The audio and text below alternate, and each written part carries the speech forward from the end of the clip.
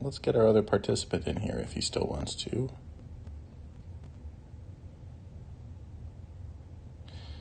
Invite, copy invitation, Twitter.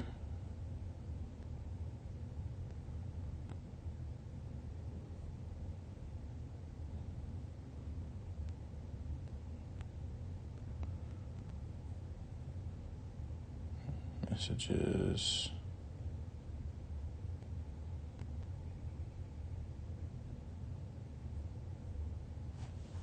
Shall we enter?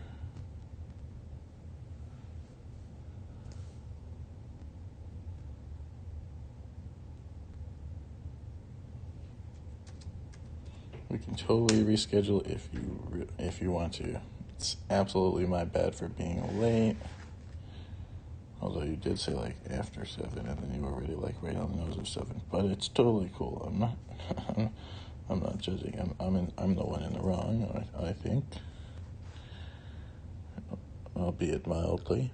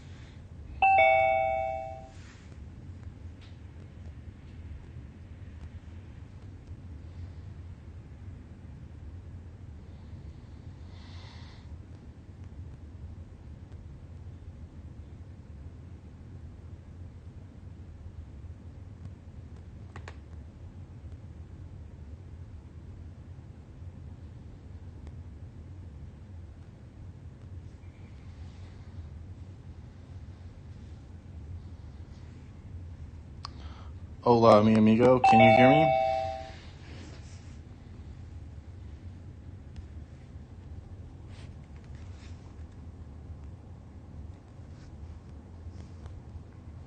Hello?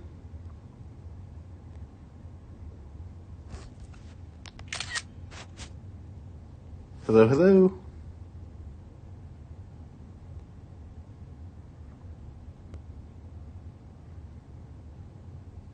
Mic check?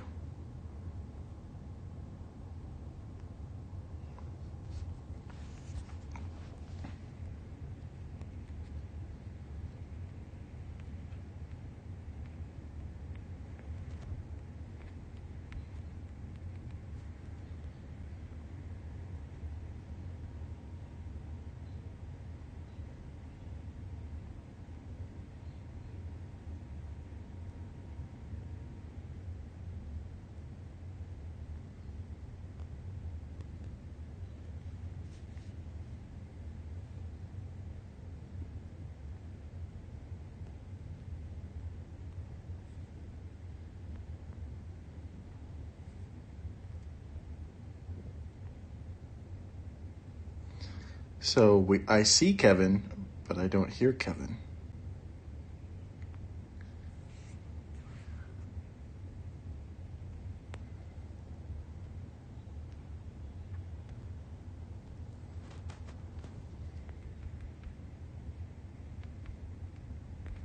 How troublesome.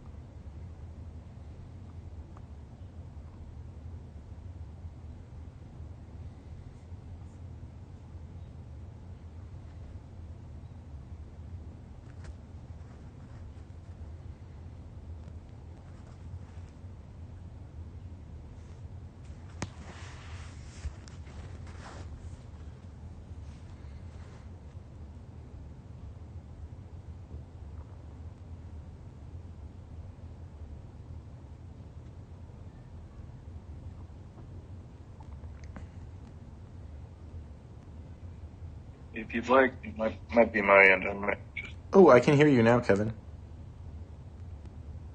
Can you hear me?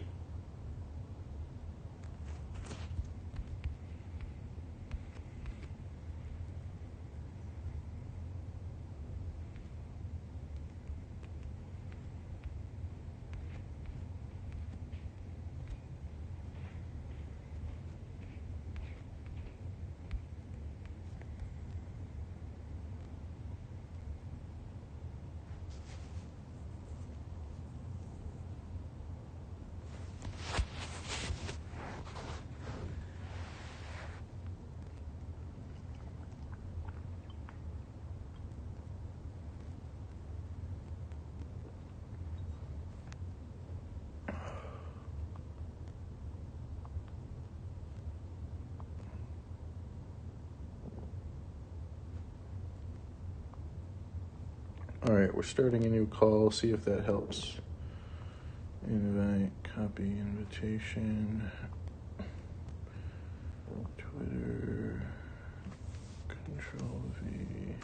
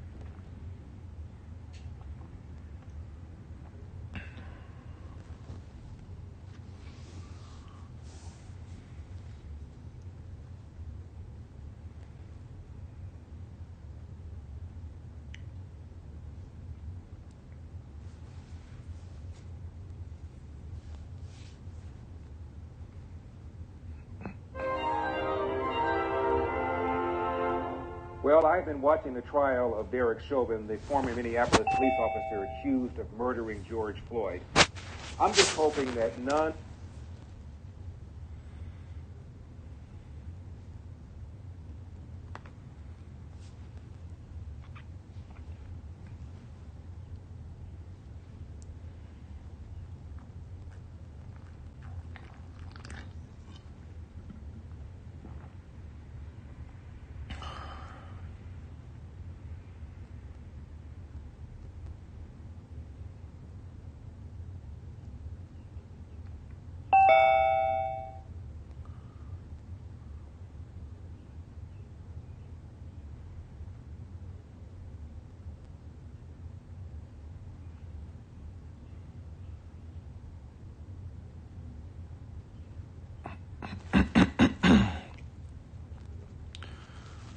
I see my microphone flashing green when I speak. Ooh, I see Kevin's microphone flashing green, but I don't hear him.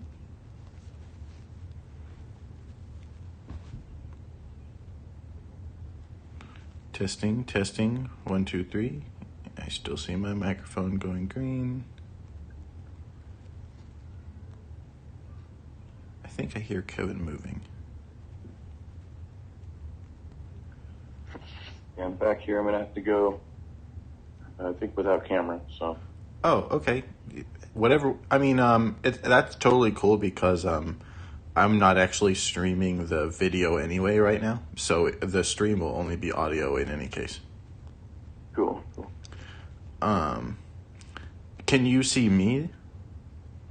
Yeah, I see you. There's a little bit of lag there, but Okay. I think the audio's caught up. So. All right. Not that it's in particular. You know what I look like. Anyway. Okay, so I'm very, very happy that you showed up for this. Just a quick note before we begin. This is the purpose of this stream is to interview you and create a piece of work that showcases your political beliefs in this moment in time, kind of like a political time capsule. So I am going to do my best to keep my personal opinions out of this stream entirely, which I'm sure will be perhaps a refreshing change for some people. So with that, I think we can go ahead and get started. If you but part of that, I won't be offering any as if I can humanly help it. So. Having said that,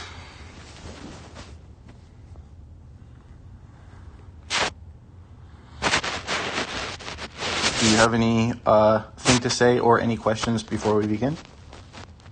No, I mean, it seems pretty straightforward. I will say, just to open, some of my ideas may be considered what is understood as like far left. I don't prefer that type of identification as left or right. I do have what I consider progressive views, very anti-establishment views, so that is part of it. But I really don't like too much putting people into this A or B category because it's kind of, very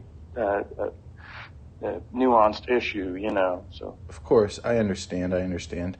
If I could just flesh that out a tiny bit. So like, could you be like, I mean, and if you can't, it's totally cool, but are you able to be any more specific about what progressive means to you?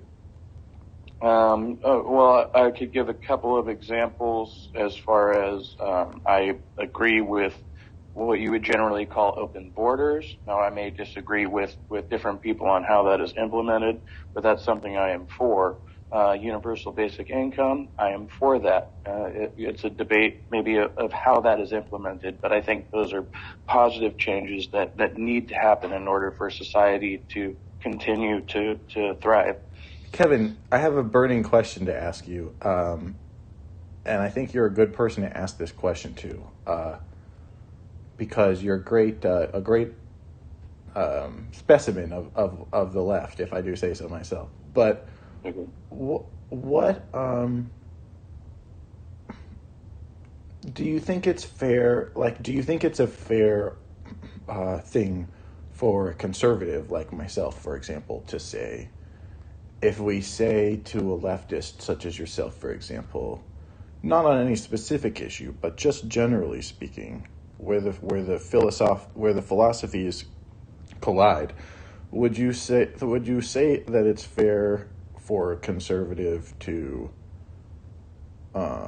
and it won't hurt my feelings if you don't think this is a reasonable or a fair position, but would you say that it's fair for a conservative to say to a leftist, I agree with you philosophically, but I still don't think that that government is an appropriate vessel for accomplishing these things, but I still want but I still want to help you accomplish them.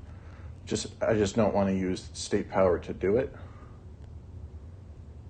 I would use 2 points. I would say that's a very fair argument. I mean, that's in the nature of what is a conservative in America today. You are skeptical. You're questioning this policy, but you agree with it necessarily in practice. Right. Anyway, no, I agree. It's fair to criticize and question what we mean by that, but at the same time, I would say look at why are these policies implemented in the first place. And necessarily, the programs we have, the control on immigration and the border is an imposition of government. So you're actually kind of working backwards there. Why did we make it necessary that these programs should be enforced? What is the reason behind that? And kind of work from there. I got you. Thank you for answering the question. I'm not gonna. I don't want to go back and forth. This isn't a debate. This is about you. So, yeah. All right. Question number 1. If economic globalization is inevitable, it should primarily serve humanity rather than the interests of transnational corporations. Your options are strongly disagree, disagree, agree, and strongly agree, and that's the last time I'll tell you what your options are. I'm sure you already knew them, but just for the audience. Yeah. I'm going to go with strongly agree there. Okay.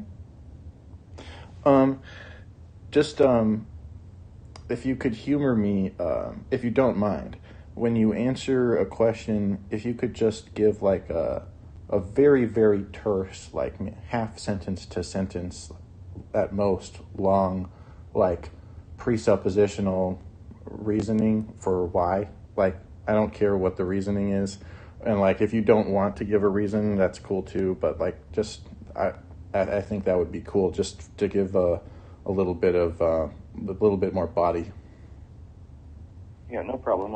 I'll try to be intelligible here because economics is not my... Oh, yeah. No. And I'm a big believer in people not needing to be necessarily experts at what they're talking about in order to talk about it in a coherent or in a good way. Like, I believe that normal men such as yourself can have very useful insights to offer even the most powerful and highly educated people in the world. So yeah. So to that particular question, I would say I have a problem with there's kind of an implicit language. It implies humanism. I'm not pro-humanism. I think there's a balance to be had there, philosophically speaking. But as far as whether it's humans against corporations, I would absolutely agree with that. I think that ultimately the business is only useful insofar as it benefits people. And if it doesn't benefit people, if it serves to harm people, then it definitely has to be re-examined. So then, not to nitpick, and it's cool, but so then you're saying that you buy the premise that there's an inherent contradiction between those interests, the interests of humanity and the interests of transnational corporations. And I understand the problematicness of humanity because of your opposition to humanism, etc. But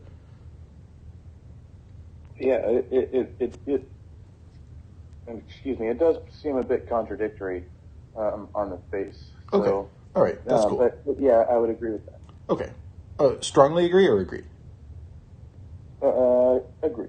Agree. Okay. I'd always support my country, whether it was right or wrong. I would disagree. I would absolutely disagree. I don't think there's any reason to buy into nationalistic or authoritarian rhetoric. I think one of the most important aspects to being skeptical is being able to realize and acknowledge when you are wrong. Okay. So is that disagree or strongly disagree? I would go with strongly disagree now. Yeah. Okay. Do you think that, or are you a patriot? I have difficulty with that term. I wouldn't say I am a patriot. I believe an appropriate level of national respect or pride is okay, but I think patriotism in of itself as a virtue, that's incorrect. Yeah. That's fine. I mean, I'm super not trying to nitpick you, and I'm so sorry, but like, is there a difference actually between having like some sort of pride in your nation and being a quote unquote patriot? Like, is there something extra that goes into being a patriot? Well, I think that's the question you just asked. I think true blue patriotism, if you would, nationalism, that's where I would go with that. When you are unflinchingly loyal to your nation, irrespective of what they actually do. No, that would be a terrible point of view to take. That's how fascism takes off.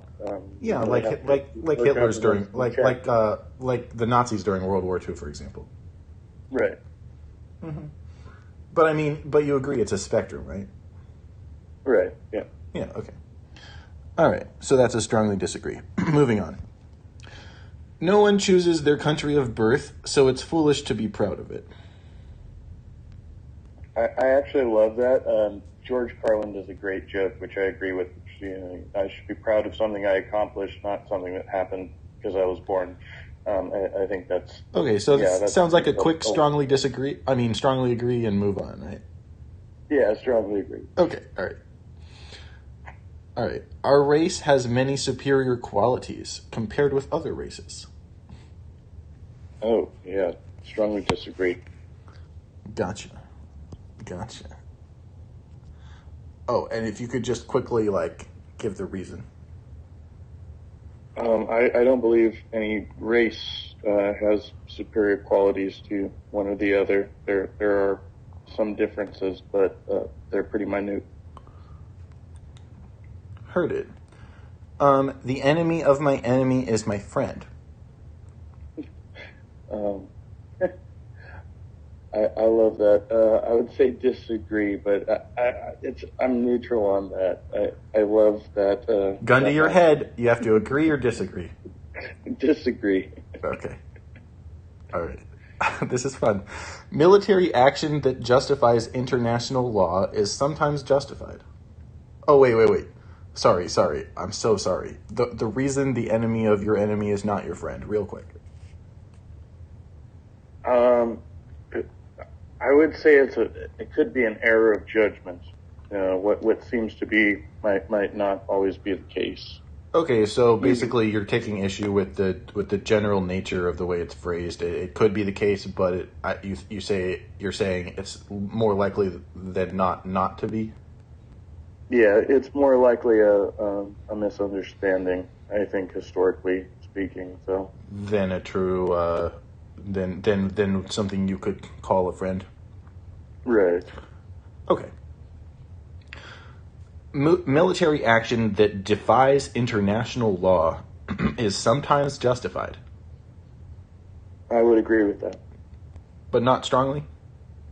Not strongly. Okay. But I think international law is important. There's a reason these guidelines have been put into play. But there are times when they are incorrect. They need to be improved. So. cool. There is now a worrying fusion of information and entertainment. I do agree with that. It's a fine line. I would agree, not strongly. There is a fine line. I mean, that's technically it's what we're doing right now, right? Yeah, and there's one thing to have imposed censorship and what is harmful speech and what is regular under just freedom of speech. I'm not saying because either of us now we're just expressing our views. I don't have a degree or a doctorate or anything like that. I can't profess to speak for everyone in my group. Well, not to be argumentative, but don't we already have? I mean, we have the First Amendment, but don't we already have laws against speech that we consider to be quote harmful? I missed the last thing you were saying, but yeah, I mean, hate speech is we certainly have laws against that, and then on the other end of that,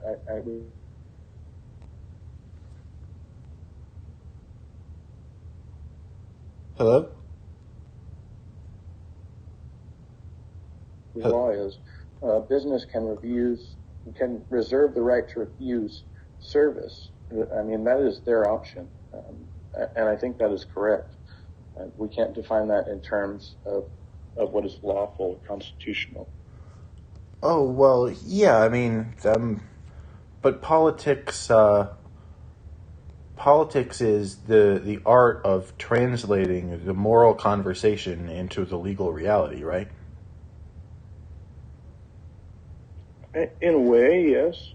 Yeah, I would agree with that. I mean, there's politics is so much more complicated too, because it's not, you don't even have to be morally just. I mean, you really just have to appease people's sensibility, and that's a lot of the problem with people who don't want to deal with politics. They don't really understand the issue.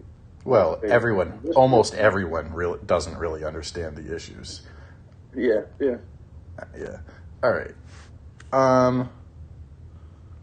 So I'm sorry. What was your answer for? There is now a worrying fusion of information and entertainment. Agree. I do agree. Okay.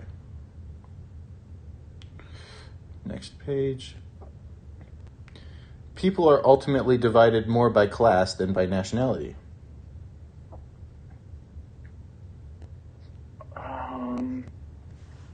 That's a tough one for you, right? Yeah. It's a tough one for me, too. I honestly don't know the objective truth answer to this. Yeah, I would quickly agree, but again, I don't think that sufficiently explains it. Right. I mean, people are massively divided on both of those axes, so trying to compare like which one is bigger is almost futile, I think. Well, and they are kind of related, I feel like, historically, like touching back to, for people who don't know the conversation that were having before, is why a certain group of people would feel marginalized. Well, historically, they have absolutely been marginalized. So both of those kind of play into it, Well, my feeling is that everything is related to everything. Yeah. Let's see. So, I'm sorry, what was the answer to that? Yeah, I'll agree. Okay. Controlling inflation is more important than controlling unemployment.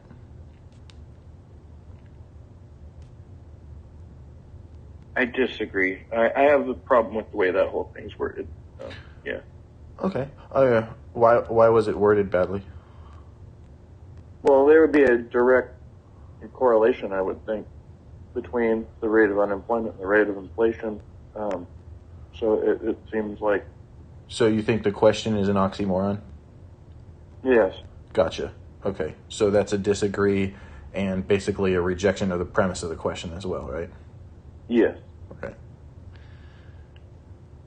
Because corporations cannot be trusted to voluntarily protect the environment, they require regulation. Agree. Strongly agree. Strongly agree, not agree, correct? Yeah, I strongly agree there.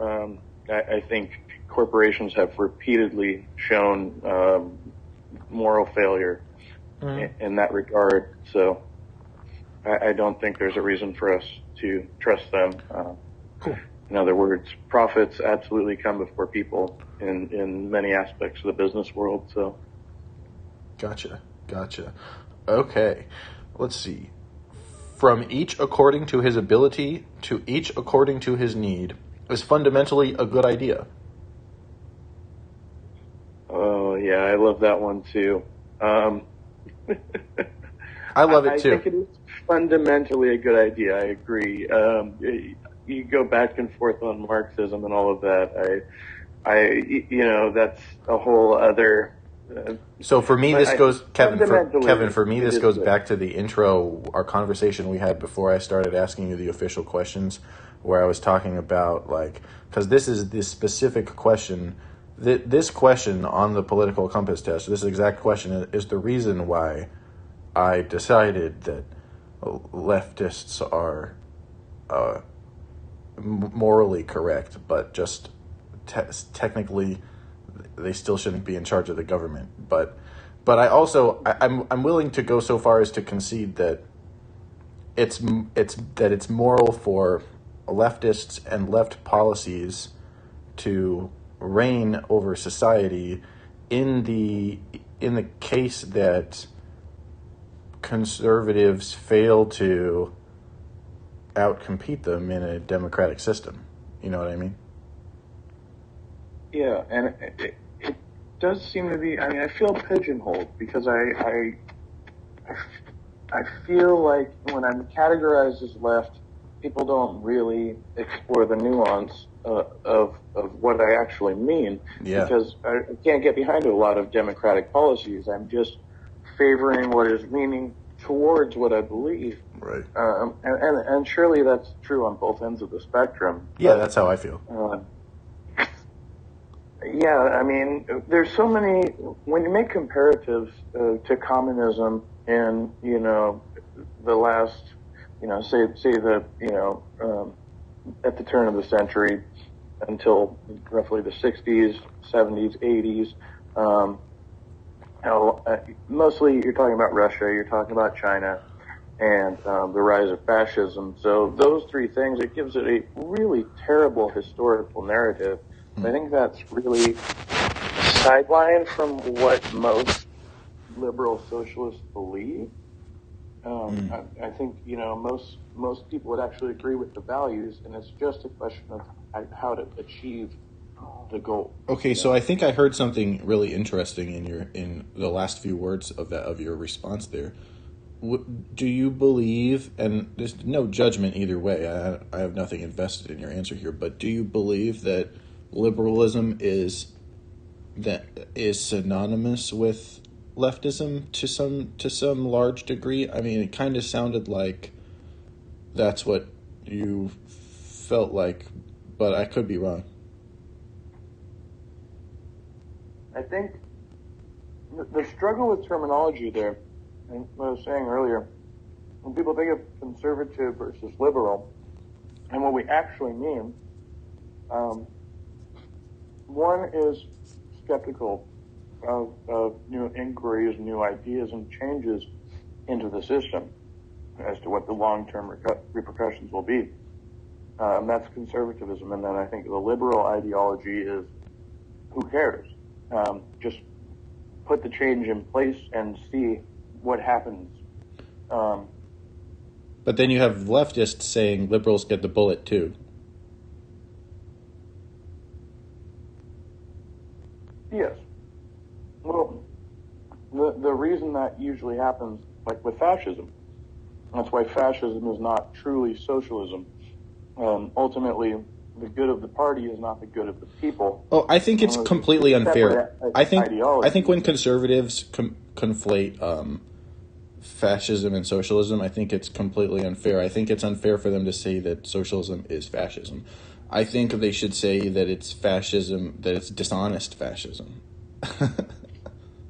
Yeah, well, and you're definitely walking a tightrope anytime, and I've had this happen to me recently, where somebody said, because I had a conversation with somebody else who they despised, well, now I'm part of that group. Even though I disagree with that person, I'm still now accused of platforming that person, and I should be ridiculed for that. Even if I feel like, even if I can take it one step further. Even if I self-identify as part of a group that is publicly vilified, I think I feel like I have a human right to expect other individuals to treat me as an individual and not as a nameless, faceless monster. You know what I mean? Yeah, and I think that ideally the same should be true of government with the rule of law. Regardless of what anybody's personal bias may be. If you are a judge, if you are in law enforcement, if you are in any capacity representing the government, you need to be as unbiased as possible. I mean, that's amen to that. Number one, you need to be accountable. Yeah. All right. We've gone on long enough on that one, I think. So wait. So is that what was your answer to that? I'm so sorry. I actually lost the question when we were talking. From each according to his ability to each according to his need is a fundamentally good idea. Yes, I agree. Cool. I also agree, by the way. Sorry, I said I wouldn't give my opinions, but there it is. I agree, just not governmentally. I agree philosophically. But it didn't say a good idea for the government. It just said, is it a good idea? Right, exactly. All right. The freer the market, the freer the people. Oh, I actually disagree with that. I think monopolies, the general example of any type of monopoly in the free market represents why that is not valid. Gotcha. It's a sad reflection on our society that something as basic as drinking water is now a bottled, branded consumer product. Yeah. And people are legitimately terrified to drink water from their tap in their kitchen or what have you. So is that a agree or a disagree?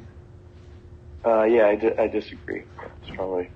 Strongly disagree because it's a good thing that people have bottled water, right? I hope I didn't reverse that one. Oh, you might have reversed it. Yeah, okay, I think I would strongly agree. Yeah, okay, yeah. The proposition was, it's a sad reflection on our society that something as basic as drinking water is now a bottled, branded consumer product. Yeah, strongly agree. Gotcha. Land shouldn't be a commodity to be bought and sold. I disagree. Okie doke. I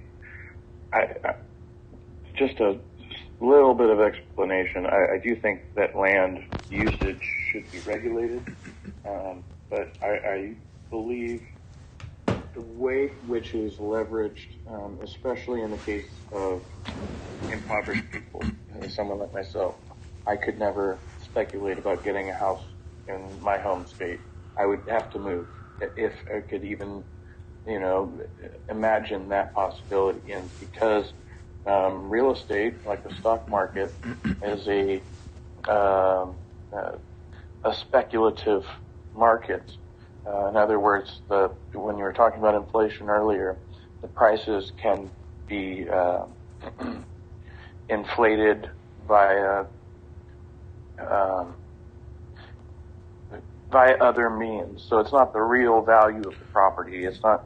You could be buying. All prices are speculative, right, Kevin? 6x6 square in the desert. You know what I mean? But it's $500,000 if you're talking. You know what I mean? It's crazy. So. Oh, so okay, but all markets are speculative, right? Like, there's no such thing as like the objective price of something, right? Well, I mean, I would say we've made inroads to correcting that. Like things like welfare, food stamps. Even there is federal housing. Wait, but how are those not? How is that not How is that not speculative though? Oh well, it's still speculative, but they when they have to, in other words, with things like housing, food, water, very basic necessities, when we have to force the private sector to drive its prices down by artificially creating this capital where there's a gap. I mean, there are people who are starving and they can't afford to feed themselves. But the market would still prefer those who would pay $1 more for a loaf of bread, for instance. You know what I mean? So it's not humanitarian at all. Right. And it doesn't serve the species as a whole. If we have people starving to death, in a naturalistic sense, you don't even have to have a human moral compass to say, hey, this is bad for your species. Right, You're going the wrong direction. Absolutely. Yeah, you're right. But just to be clear, for the record, your answer was land should be a commodity that is bought and sold. No, that's one I would say should not be left to the private sector. I disagree with that. Oh, okay. I'm so sorry. I thought... I think land usage should be regulated by the government to a certain extent. Okay. Well, that regulated by the government to a certain extent doesn't mean not a commodity to be bought and sold. No, not necessarily. So the proposition is land shouldn't be a commodity to be bought and sold. Do you agree or disagree? Pickle there. Israel should not be. Agree. Okay. Go with the agree. All right. So we're gonna show our lefty bona fides, huh? Yeah. No, it's all right, elevator, you know. All right, moving on. So glad we're getting this all out on the interwebs. Protection. I'm sure I'll have another couple atheists call me a Nazi after this. Kevin, didn't you forget? You're not even allowed to speak to me, Kevin. No, yeah. That alone qualifies you to be like Goebbels' second or right hand or third right hand man. But anyway, let's not fire any nukes. All right. Protectionism is sometimes necessary in trade. Protectionism. Tariffs. What? Like tariffs. Oh, like tariffs. Yes. Yeah, absolutely. Yes, I would agree with that. Okay. Strongly agree. But, to make a caveat there, if you were to eliminate the current system, the way that our borders and trade works, I mean, I'm not saying there wouldn't be a system, but not the system we have now, it would probably be less necessary to use protections like that. I could think of... Well, the consensus among... when we're talking about trading commodities like food, that's really kind of a low ball for governments around the world. And we say, oh, well, we're going to fucking put some super high import tax on something you eat every day. That's intentionally kicking somebody in the nuts, and it's something we shouldn't be doing. Sure. Yeah. Okay. So that was a strongly agree, right?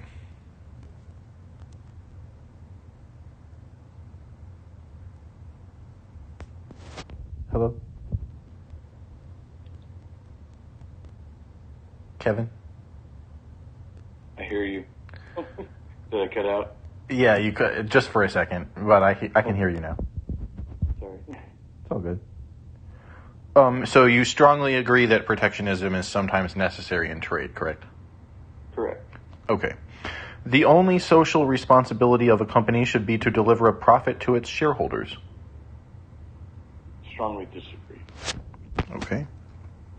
Yeah, every company, corporation should be held to some standard, some whatever. I mean, I think a very basic standard of being transparent, of being equitable to their employees and their customers. There should definitely be a standard for that. Now again, whether that should be regulated by government is a fine line. There are things that everyday people aren't. Not every person is calling the corporate office when they, get a bad deal at the grocery store. A lot of people just let that. We don't have the capacity, especially, and this goes both ways, because as an employee, you're dealing with the same thing. Well, I'm working 40 hours a week. I've got a family. So at the end of the day, once I've worked 8 hours a day, I've gotten overcharged at the grocery store, and now I just want to go home and have dinner with my family, and it's not worth my time to go look into why I got overcharged at the grocery store or whatever that entails. And this is just a random example, but anytime that happens, the corporation itself becomes less and less accountable, and then you get into a situation where they're either neglecting whatever their service is within their industry, or they're neglecting the employee. I think that's a much bigger problem.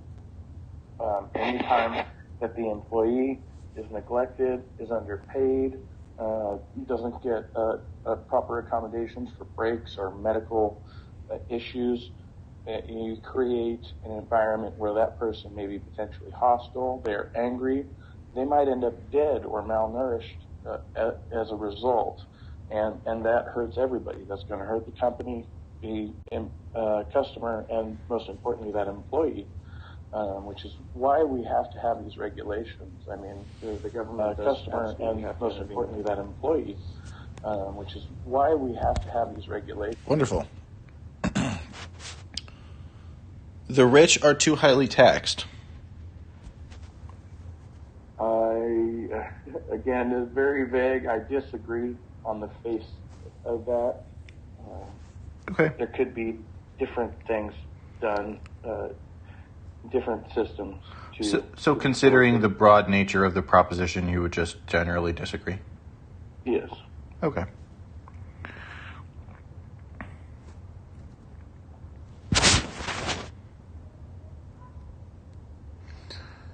Those with the ability to pay should have access to higher standards of medical care. I'm very divided on that. Mm-hmm. It's a very divisive question. I have to disagree. I think that,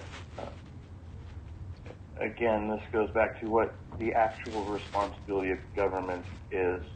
I understand that people with better income may have a quicker access to certain things, but anything that is essential, medical care, should be accessible to all Americans. There's no excuse for why we don't have that system in place, in my opinion. To me, it's a fascinating question because I feel like it tugs on some very deep moral strings within us all, because it begs the question,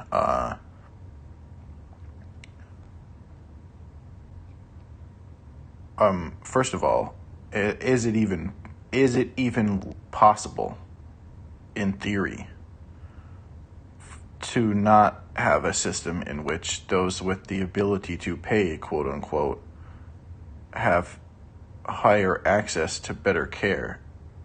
Is that even theoretically possible? Let me give you a strange example. So I dated a girl in high school. As a child, she had been in a house fire, and she had been severely burnt for a large portion of her body. So she immediately started going to treatment at a local children's hospital. Now, because she was a child, it was easier to work with her to do skin grafts. The doctors were able to do more that way. but there was also greater attention paid to her. Now, I've known adults who have a similar, very severe disfiguration and malformation, and they will go to the hospital, and the nurse will go, we'll treat your wounds, but we're not going to do anything for you. If you don't have the top-of-the-line insurance or a bunch of money, we're not going to do anything aesthetically for you. That's the main difference in the way even our public sector health system treats victims. If you're a child, that's one thing, but for any other person, you're basically thrown to the wolves. If you don't have money, good luck. So I've seen quite a bit of that. It's kind of interesting to me. Oh yeah, I mean, I absolutely would agree with you that there are no end of examples of heartbreaking stories and perhaps also wrong decisions made by folks with the power to make those decisions. But I think it's important to understand this discourse in the context of the entire history of humankind and the simple fact that we're not very highly evolved creatures yet, and we don't have a very long history. In fact, I mean, I guess I'm just rephrasing my question that I posed to you a second ago, which is there actually, even theoretically, an alternative to a system in which, to some degree, those with the ability to pay, however that manifests in whatever the society is, would have access to higher standards of medical care? Yeah, I don't mean to evade the question. Again, I don't. So, do I believe it is? I believe it is morally incorrect, and I can only kind of default to like a Sam Harris type of position where well, I mean, you know where I'm getting at. I think.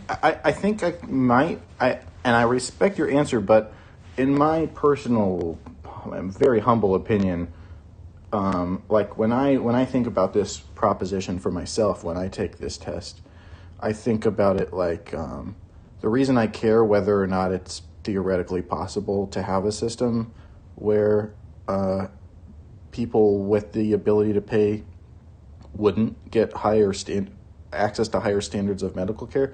The reason I care whether that's even possible or not is because I have a moral intuition that moral questions can only be ascribed to the possible and not to the impossible. That's interesting.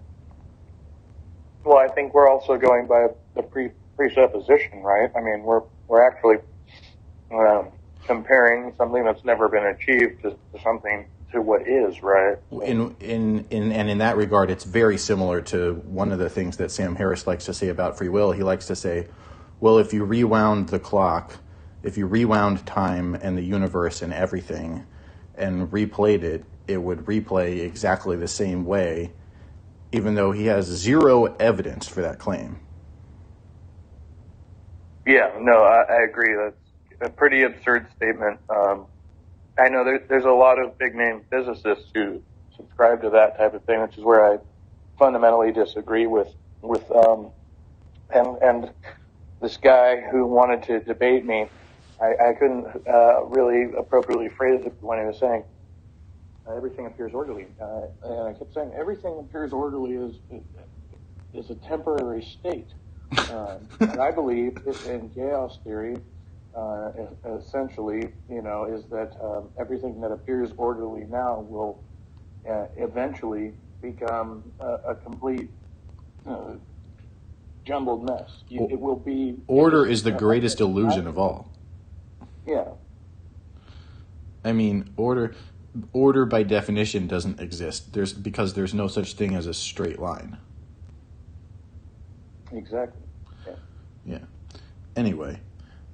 Oh, Sorry, fuck. got us all off track. Yeah. All right. Way too many tangents. Okay. So. Oh. So wait. So do you agree or disagree that moral weight can only be ascribed to what's possible and not what's to not to what's impossible? I mean, reasonable people can disagree. What's impossible, what's possible, but just in a void. Right. Yeah, I think you would have to include the impossible to be truly consistent there. Whoa! Oh, this is a nuclear take, Kevin. So wait. So let me get this straight. You're saying that you in your moral considerations of the cosmos, in order to be complete in your moral consideration, you need to include the theoretically impossible. Well, okay. Now, I guess that would be a poor way to word it, because if it was theoretically impossible, but I'm saying anything that I would say that's impossible as far as future contingencies. You could never be 100% certain of that statement. So, yeah, I don't know. So you have to include contingencies which may appear to be out of the realm of possibility. So, yeah. So this is fascinating. I was just contemplating this like yesterday and recently. It boils down to the phrase "nothing is impossible," which is a fascinating sort of koan, if you will, because you can think about it front to back and back to front. I see you heard that conversation then. What conversation? Oh, that one I had with Darth Dawkins. That's what he's saying to me at the end. Oh, I didn't hear that. That's how he wrapped up, dude. It was fascinating. Oh, was it? I edited the video, but that part is still in there, I believe. Oh shit! I have to check. Ran me around in circles. I'm gonna have to check that out then. But if you think about the phrase "nothing is impossible,"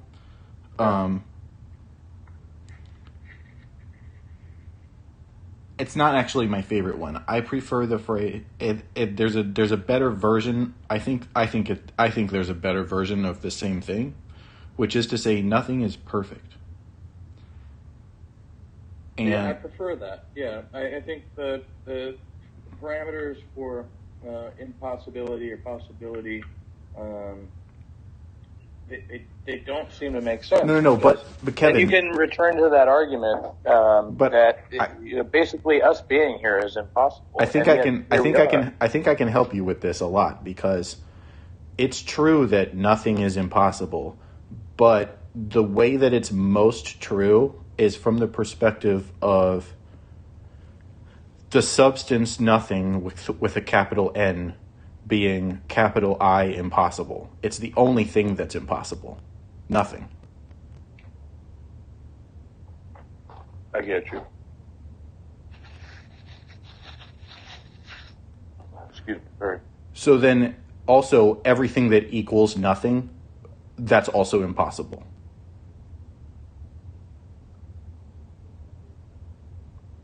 Yeah, it becomes contrarian. I mean, for lack of a better word, I mean, because the statement that nothing is impossible. Well, nothing is impossible means God is impossible. I'm sorry. If you were to make the contrary statement, is what I was saying, that there is some limited possibility, you'd be directly contradicted. Well, you can't say nothing is possible. That's ridiculous. One of an infinite possible claim, right? Exactly. If it's absurd on its face to claim that nothing is possible. So, of course, it's true that nothing is impossible, but also the fact that nothing is impossible proves that God is impossible, because God is nothing.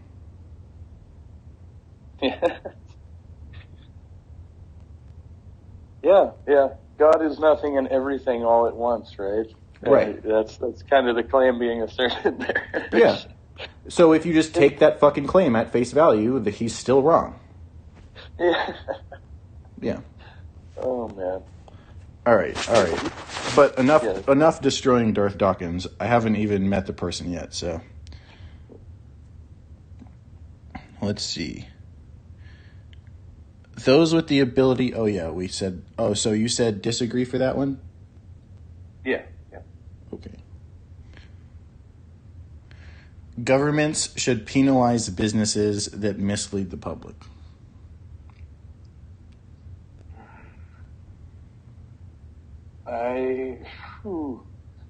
I disagree. I think it depends on the context, but again, as a general statement, I would say no. Really? If there's instances where it's causing a direct harm to the public safety, then that would be an issue. We've properly addressed that. But if people are getting swindled because of their own ignorance, I think that kind of is on the consumer, and people should just. So do you disagree with? So do you disagree with the current laws on the books about false advertising, or? No. I think that's fine. I just don't think we should go further in that. Or, for instance, when they're talking about regulating the social media and a lot of these platforms, again, they have the right to take people off of their platform for false and misleading information, but I don't think the government should impose that as a law. No. But I think you might be misunderstanding the proposition. It's not saying. It's not talking about individuals being misleading. It's talking about businesses misleading the public. Well, yeah, again, I mean, there's a little gray area there. That the way the question is phrased, I am skeptical about, what that could lead to if you were to, make a general policy like that. Well, I mean, the alternative would be governments would never penalize businesses for misleading the public. No, government should absolutely have that power in some regard, so I agree. Okay. To that. Okay, yeah. Okay. All right. A genuine free market requires restrictions on the ability of predator multinationals to create monopolies. I disagree. I think that's ridiculous. Yeah, that's it. Wait. Can you please explain? Predator and that seems so conspiratorial. The whole question, when it's like it's a very loaded question. Rupert Murdoch or whatever that guy is. Everybody loves to speculate. How you? No, I don't see it that way. I see a capitalist. Well, yeah, that would be a monopoly. I mean, by definition, that would not be a free market. And there are certain industries where some corporations have. Wait. I'm so confused. Is it a terrible question? Wait. But so you don't think there are predatory multinational companies that try to create monopolies, or you think here? Well, yeah, sure they exist, but I mean that's only one. So that the companies can't create monopolies. It feels to me like that's all the proposition. I don't know how familiar you are with PG&E, but look at over here on the West Coast, we have a power company. A great example. It's called PG&E, Pacific Gas and Electric. You can't live in California unless you live in our capital city of Sacramento. You cannot live in California and get gas or electricity without dealing with PG&E. That's a true monopoly. They have been repeatedly bailed out by the state over again. They've caused a bunch of the crazy fires we've seen in Sacramento. Mm-hmm. PG&E, it was all their fault. They didn't pay out local. You know what I mean? Right. So then you would say that market is not a genuine free market because it has been monopolized, and therefore the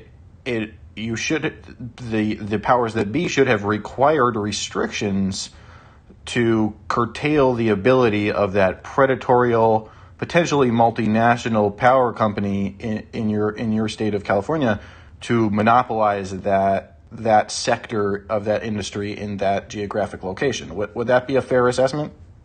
Yeah. Okay, so do you agree or strongly agree with the proposition? I'll go with agree. Okay. Strong, but yeah, no, I mean, I'm opinionated at least as far as my particular location. I can only speak to that. But that's going on. Okay, So. I got you. All right. Abortion when the woman's life is not threatened should always be illegal. When a woman's life is not threatened, no, I agree with. I mean, I disagree with that. Not strongly? I actually do strongly disagree with that. Okay. I am a proponent for freedom of personal choice. People have disagreements about when a baby is considered an individual, but I go with the common. If you are carrying that person and their life is essentially attached to yours until they become independent from you, it is your choice. And I think rather than bringing new individuals into the world with an uncertainty about their future, the more responsible choice, if you have any doubts, is to not bring that person into the world. Okay, so stop me if I'm mischaracterizing your position, but it sounds like you just said that you are at least, it's not, that doesn't get you out of having a gray area of moral consideration there, right? Right. Right, okay. All authority should be questioned.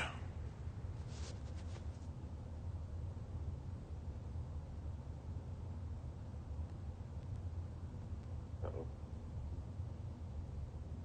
2, 3. Hello?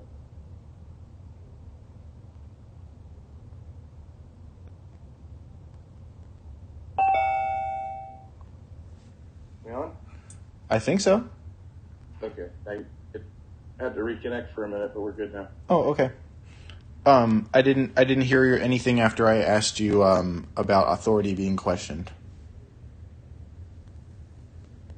I'm sorry, I didn't hear that. Oh, okay. All authority should be questioned. I strongly agree with that. Cool. All authority should definitely be questioned, criticized. Marvelous. An eye for an eye and a tooth for a tooth. Disagree. But not strongly? No, not strongly. I think there could be appropriate instances, but generally that's not a good rule. Okay. Taxpayers should not be expected to prop up any theaters or museums that cannot survive on a commercial basis. I strongly disagree. I have a lot of opinions. I think the arts are an important exception to where the government should fund and prop up those types of projects. In most instances, there could be exceptions, but I think for the most part that is important to continuing advancement for education and culture for people. So, Cough, cough, modern art, cough, cough. Moving on. yes. Schools should not make classroom attendance compulsory. Not a classroom.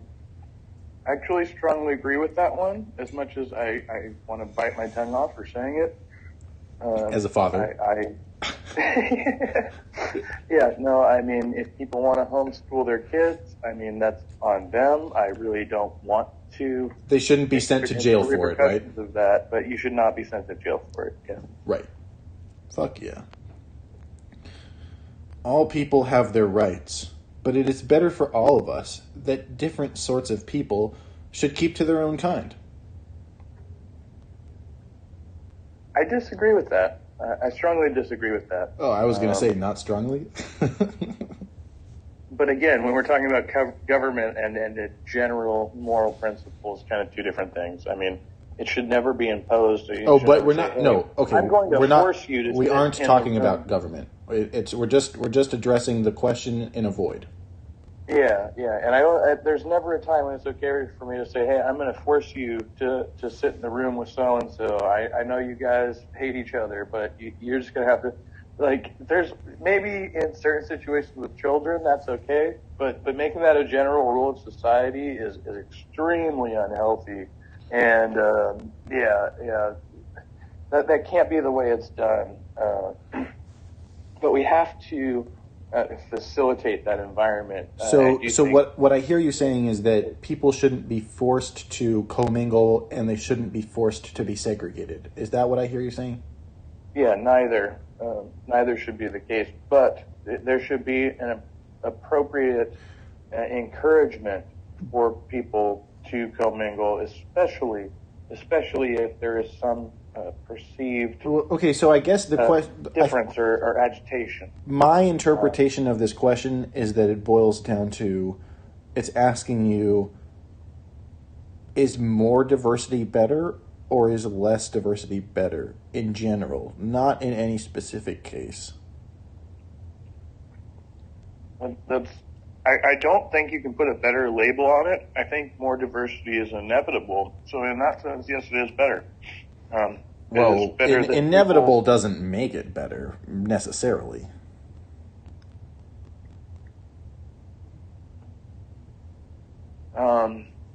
It may not be better for individuals, but I think it would be better for the group. Well, I agree that it's better. I agree that it's better. I just don't think being inevitable makes it better. No, yeah, I don't even think better would be an appropriate. That's why I have to agree, but I think it's a poor use of words. Oh, I think better is a scientific fact.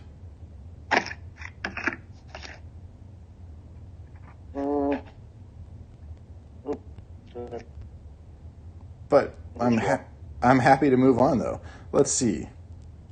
Oh, I couldn't tell if I messed something up. I dropped my phone. Oh, okay. Let's see. Good parents sometimes have to spank their children.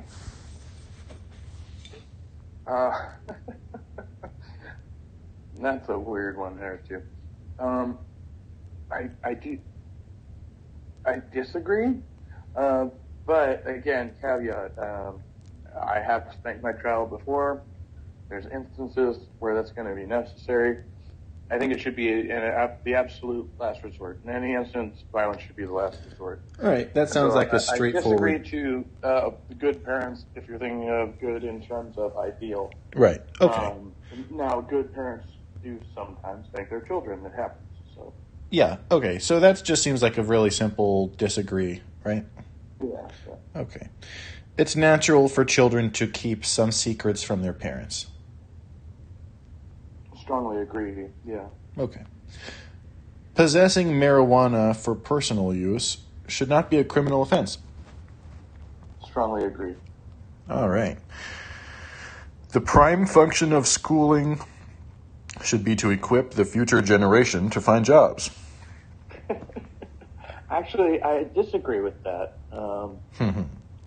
As part of it, but that should not be the primary function of schooling. The primary function of schooling and being education should be A, basic critical skills, and B, which is along with that critical thinking, that's the more important part. Yeah. If you have those two in combination, you can function in almost any area of life, right?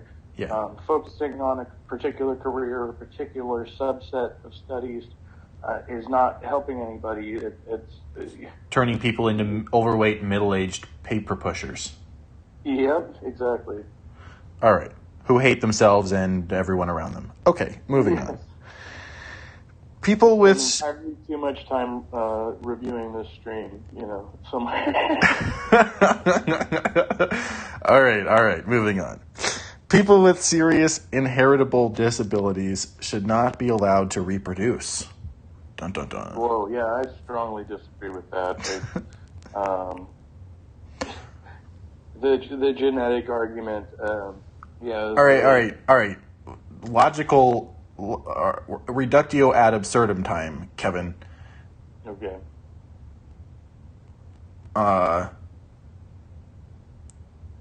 There's a woman that and we know she's a recently married woman and she wants to have a family, but we know for a fact that she is like a mutant, and her offspring would carry a disease that we are confident would kill everyone.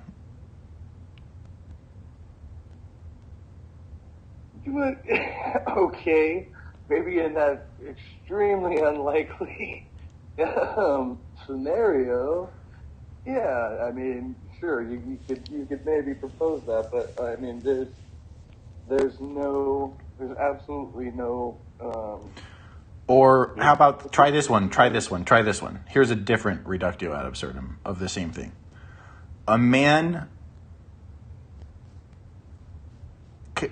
A man professes that his most deeply held fundamental religious belief is that he should have the freedom to rape and eventually murder his children, and also he should be able to rape and eventually murder any woman in order to create children in order for him to rape and murder.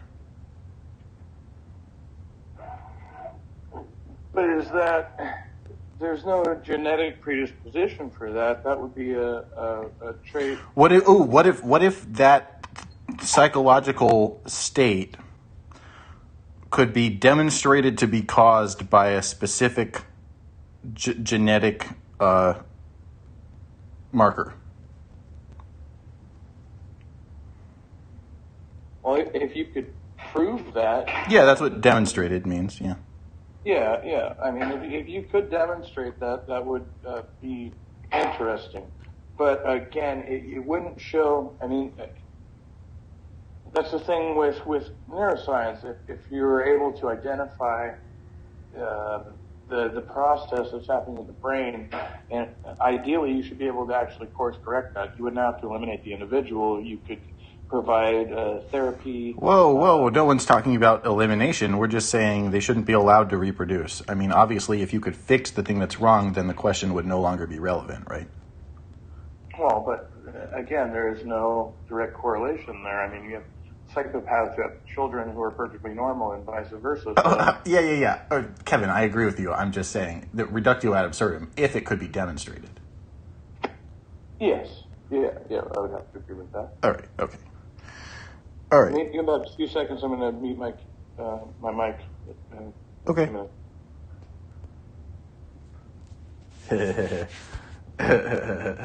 I'm going to do what I suspect you're doing, okay? But you have all the plausible deniability in the world. I'm about to do what I think you're doing, but I have no actual evidence that you're doing it. And since I'm also not on video, it's not a problem.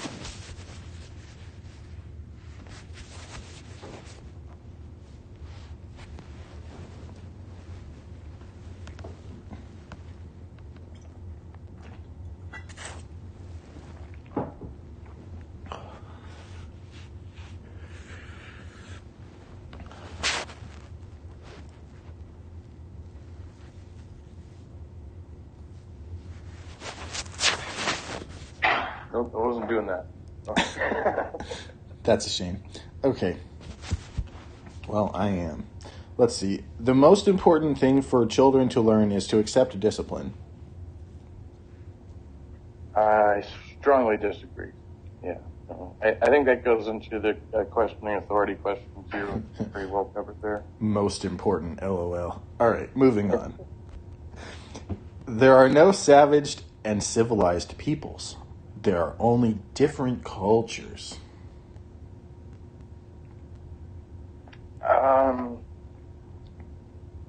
feels like a question like from the 1700s.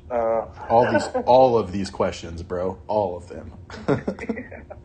I'm going to how do I don't know how to answer that. There are no savage or uncivilized people. Well, just take it piece by piece. Are there savages?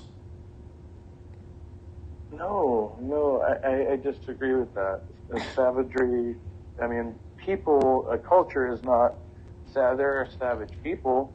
There have certainly been, like, savage cultures, but at the same time, it's like...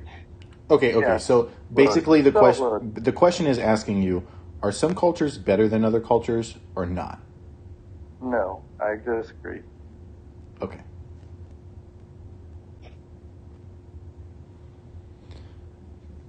I will not argue at this time.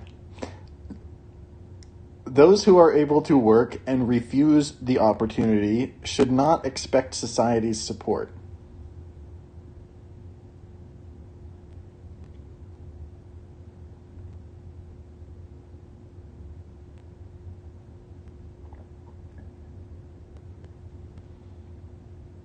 Hello? Oh, shucks.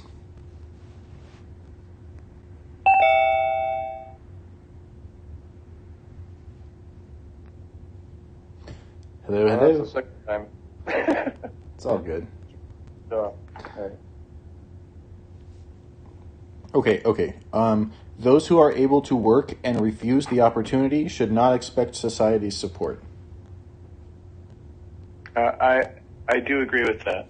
Okay. Yeah. When you are troubled, it's better not to think about it, but to keep busy with more cheerful things.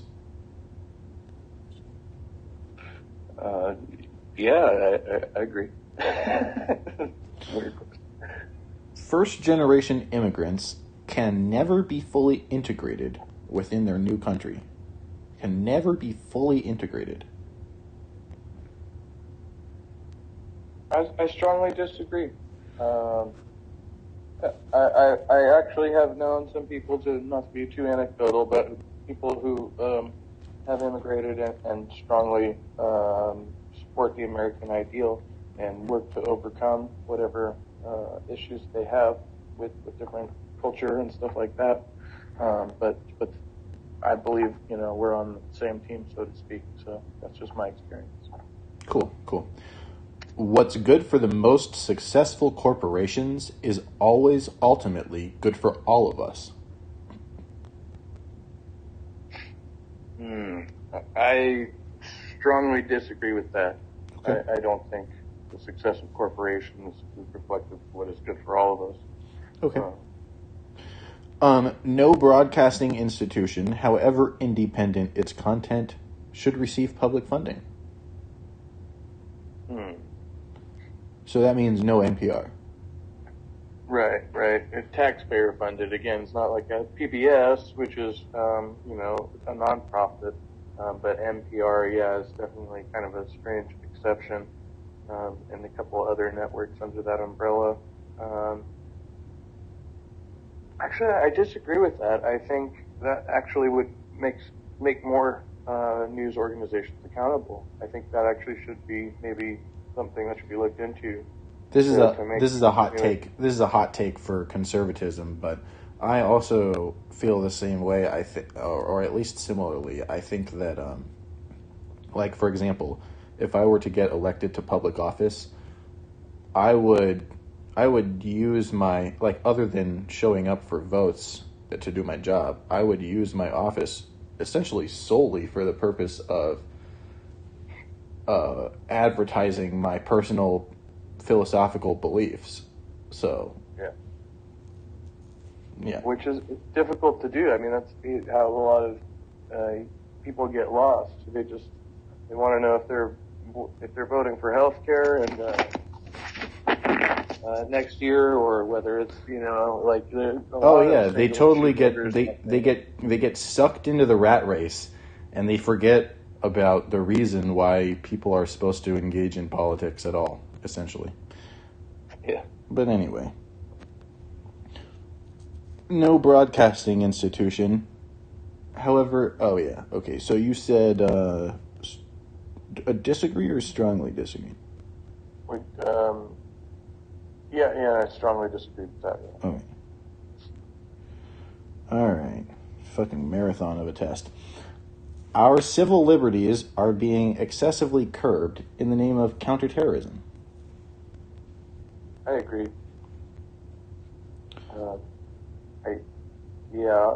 I would say I was talking to Travis Pangburn about this too. They were talking about surveillance and the overreach, and it's definitely troublesome. It is.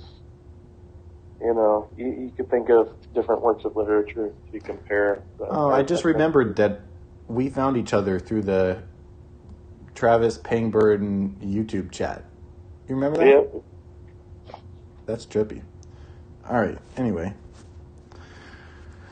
let's see.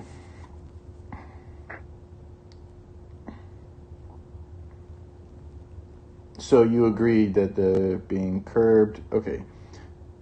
A significant advantage of a one-party state is that it avoids all the arguments that delay progress in a democratic political system. No, I strongly disagree with that.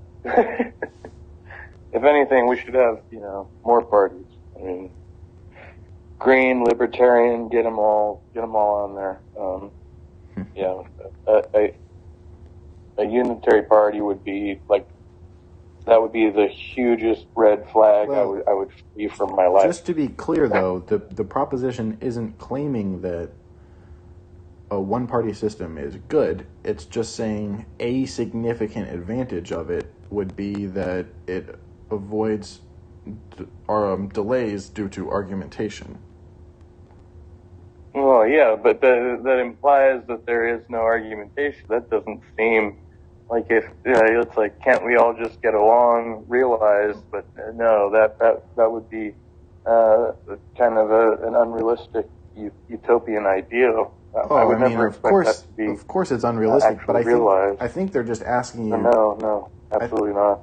In my view, they're just asking you to concede, like, would it have any benefits to it, regardless of, is it a good idea?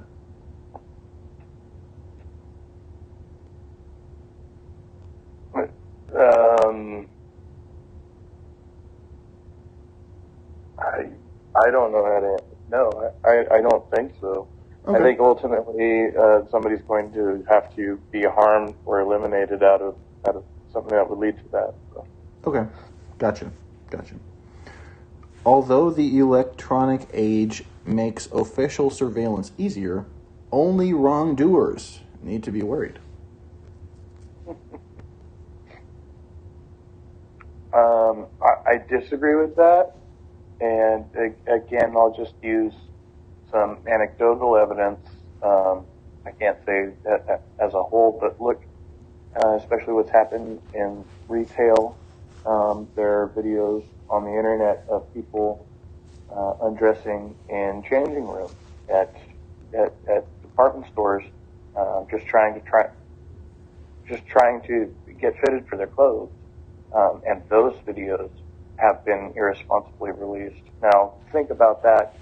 If you're in charge of a much larger database and people may or may not be conducting criminal activities or other activities, there's not nearly enough oversight as it is for the level of surveillance we have going on, and to put more into the system without really reevaluating how it's being used and who is regulating that would be highly irresponsible. Mm-hmm.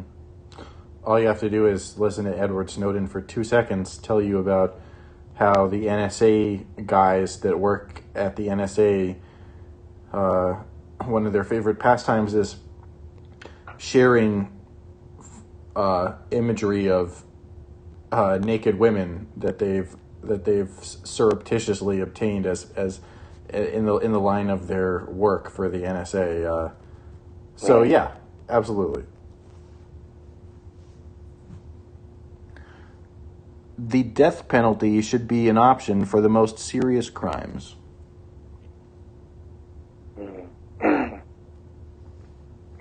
man, that is so tough. I have to say I disagree. I am on the fence with the death penalty. I think that beyond reasonable doubt is such a coin toss at this point. If you don't have really damning evidence or a confession, even sometimes in those cases, but most often if you don't have like a 100% conclusive evidence or a confession that that person's done that crime, you cannot take their life as long as there is even a 0.1% chance that they may be innocent.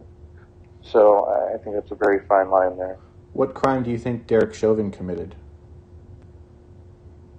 I do believe that was a negligent homicide. In my mind, it's a slam dunk for second degree murder, but I really am strongly flirting with first degree. Do you understand? Yeah, I definitely think he was being willfully aggressive. I don't think he expected to kill the person when he did. I don't think I can prove first degree in court, but I think he committed first degree murder. That's my opinion. Yeah, and the fact that he didn't know the defense that you don't know what's going to happen, that's never going to fly. If you or I recklessly kill somebody with our automobile or what have you, a regular civilian is never going to get the benefit of the doubt. Well, he didn't, no, that's not going to happen. Dude. They're going to say you willfully and recklessly murdered this person. Even if cops, you weren't, they just don't give the same standard. It's ridiculous. Even if you weren't a police officer and you were just like a regular Joe Schmo that was in a fight with this guy, and let's say you didn't even pick the fight, okay, let's say he picked a fight with you. At the point in time where you are a grown-ass man and you're on top of another man and that man is handcuffed and that man is desperately begging you and attempting to communicate to you his opinion that he's about to die and can't breathe. I think the decision, the subsequent decision not to step off of the individual at that point in time, that's why I think it's first degree murder. Like, how is that not premeditation, you know? Yeah, well, again, he may have had completely different expectations of what the outcome was going to be. That's pretty irrelevant.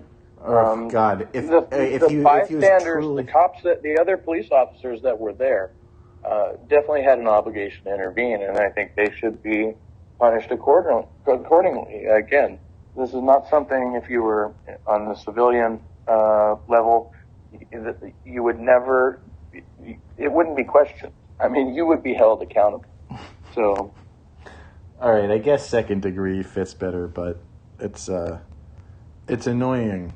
Well, I'll just say that it's annoying because I feel like second degree doesn't quite live up to the horror of what occurred. But anyway. All right, I think we agree there. All right, continue. In a civilized society, one must always have people above to be obeyed and people below to be commanded. I strongly disagree. Yeah. All right. Abstract art that doesn't represent anything shouldn't be considered art at all. I agree, yeah. I mean, I can't imagine art that wouldn't represent something, but I mean, abstract, yeah. Presuming that something could exist that didn't represent anything. Yeah, I mean, it would still be indicative of